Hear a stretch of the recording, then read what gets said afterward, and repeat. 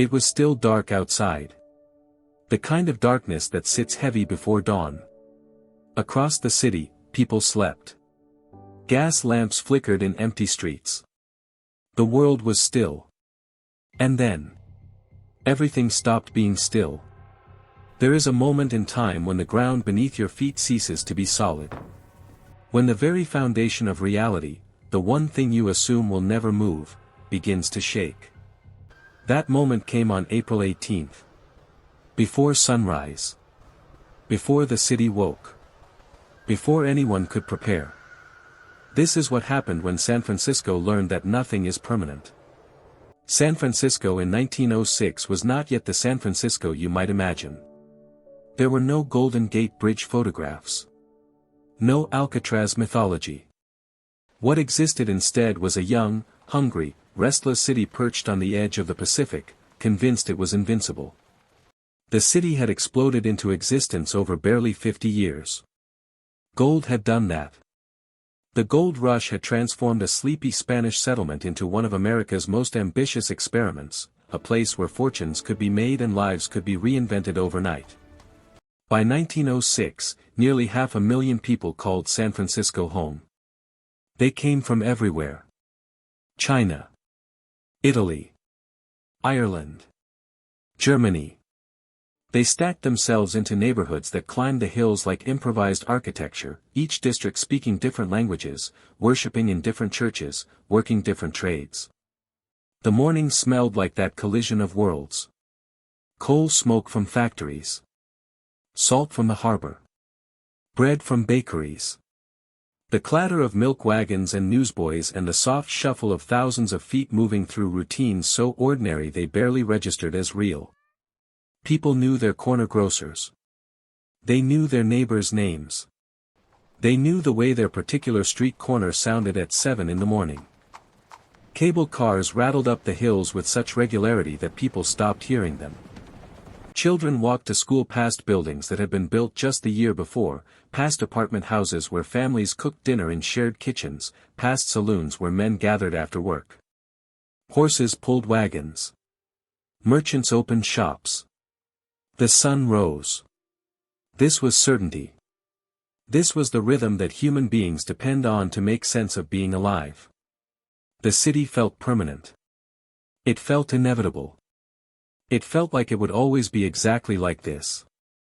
At 5:12 in the morning, everything shifted. Not metaphorically. Literally. The first tremor arrived like a warning that no one recognized as a warning. People on the edges of sleep, that strange territory between dreams and waking, felt something. A movement. A wrongness. Their bodies registered it before their minds could translate it into language. Then it came again. Harder. The earth itself began to convulse. Not in gentle waves.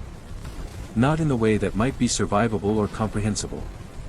It thrashed. The ground buckled and rolled and split open in seconds. Buildings that had seemed as permanent as mountains, structures of brick and iron and stone, folded like children's toys. Walls cracked from top to bottom in the space of a heartbeat. Windows exploded outward in cascades of glass that caught the pre-dawn light like something beautiful and terrible happening all at once. The sound was the thing people would never forget. It was not a single noise but an apocalyptic symphony, the shriek of metal bending, the thunder of masonry collapsing, the groan of the earth itself, people screaming without understanding why they were screaming. For 60 seconds it continued. 45 seconds. Some say it lasted longer. Time distorts when your perception of safety disintegrates. In the darkness, the city's infrastructure was tearing itself apart. Gas lines fractured. Water mains ruptured. Telegraph wires snapped. The very systems that connected human beings to one another, that allowed them to communicate and cooperate and survive, were severing all at once.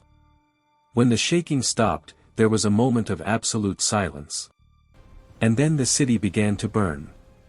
The fires came almost immediately. Broken gas mains ignited. Stoves that had been lit for morning cooking erupted. Fires started in the rubble of collapsed buildings and nobody could reach them because the streets were blocked with debris. There was no water, the broken mains meant that water pressure was gone. The fire hydrants that firefighters rushed to could not function. What unfolded over the next 3 days was less a fire and more a transformation. The flames moved through San Francisco like something alive. They consumed the wooden buildings of the poor neighborhoods first, places like Chinatown that were already dense with humanity, already pressed close together. They moved up the hills toward the expensive homes of the wealthy, indifferent to property value or social status. They moved across the city's heart, destroying in their path everything that human beings had built. The official death toll would eventually settle around 3,000 people.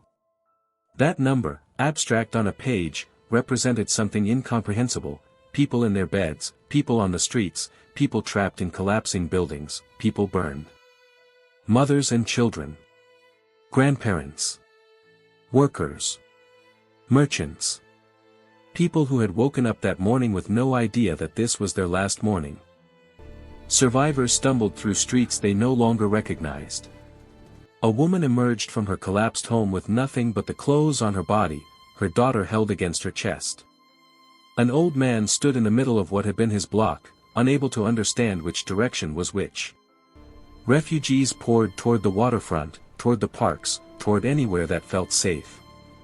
They gathered in Golden Gate Park, 50,000 of them, then 100,000, then more. They sat in the smoke and the ash with the possessions they had managed to save, which for most people amounted to almost nothing. The fires burned for 72 hours. By the time they finally died, half the city was gone. Not damaged. Not injured. Gone. For square miles of San Francisco had been reduced to blackened earth and twisted metal and the foundations of dreams. What came after was something entirely unexpected. The disaster revealed something about human nature that statistics and philosophy professors usually get wrong. There was no mass panic.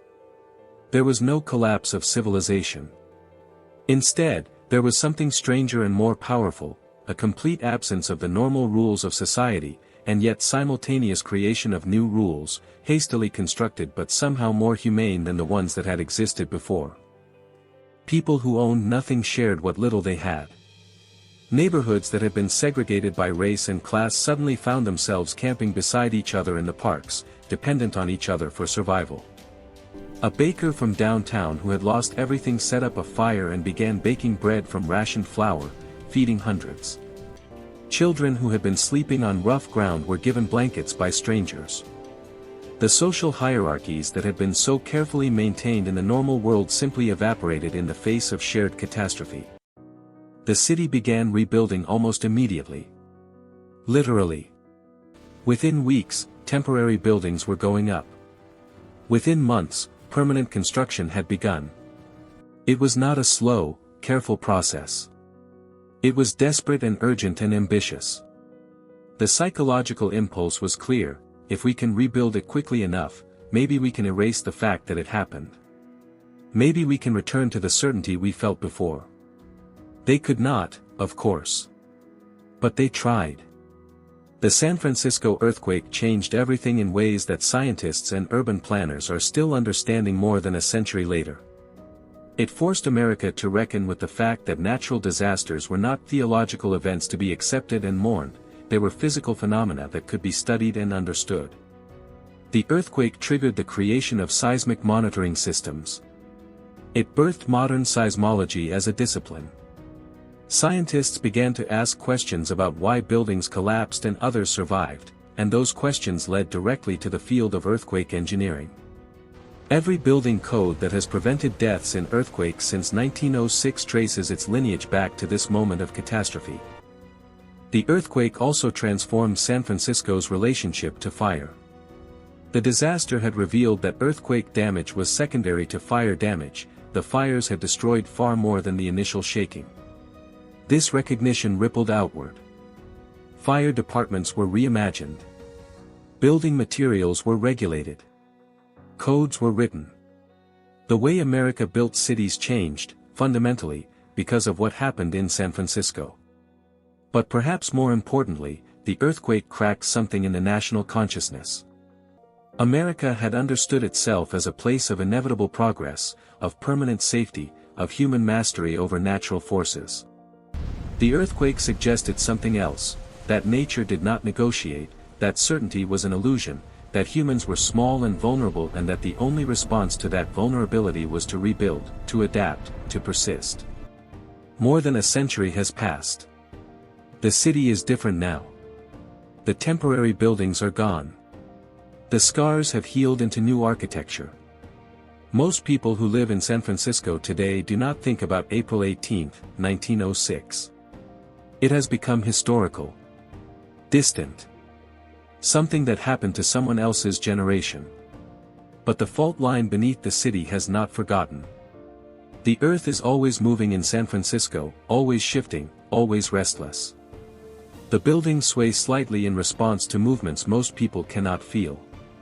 The city has rebuilt itself knowing that it will happen again, that another morning will come when the ground breaks open and the certainty evaporates. And yet the city continues. People still move there. They still build. They still create neighborhoods and businesses and families and dreams, all balanced on the edge of an understanding that nothing lasts forever.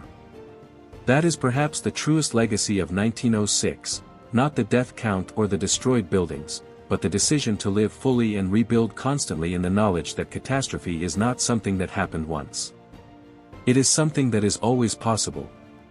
What separates the city that collapsed from the city that was rebuilt is not the strength of the earth or the solidity of the buildings.